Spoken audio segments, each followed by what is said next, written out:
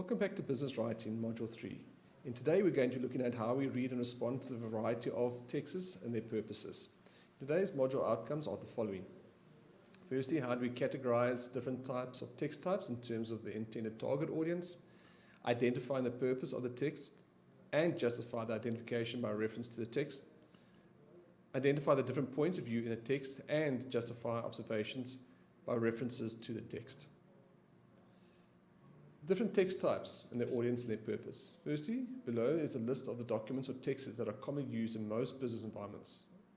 Email obviously is one of the most prevalent forms of communication in today's world. Business letters, reports, memos, not so much these days, presentations, and of course minutes of meetings. Different point of view in texts. In literature, point of view is the way the author allows you to see and hear what is going on.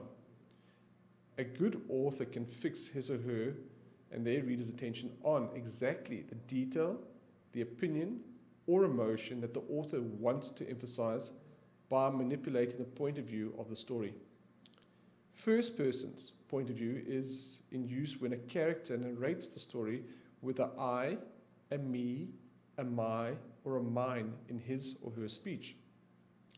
The second person's point of view is in which the author uses you and your and is rare.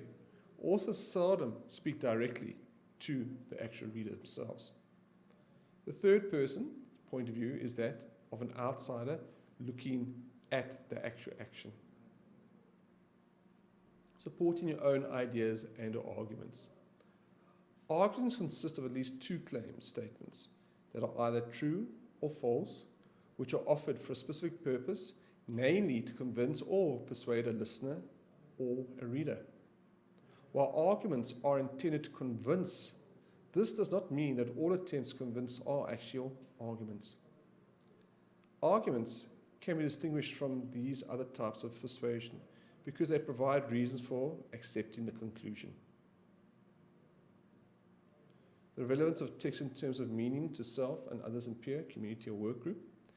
The text that you read in the course of your job, or for your research, or to write to put forward your own ideas has to be relevant to the topic that is actually being discussed. When you read or write text, always evaluate the text you find out if the text actually has meaning to yourself and others. Implicit and explicit messages and texts. Explicit meaning is when the words tell you exactly what that situation is. It's clear. Whereas implicit is something that you understand from the choice of words, nuance, or otherwise figure out what your own experience. An implicit message is one in which communication is not plainly expressed. It is implied. Implicit messages can entangle the real or intended message, so it's not as clear as an explicit message. Please complete class activity 3 in your workbook. Thank you.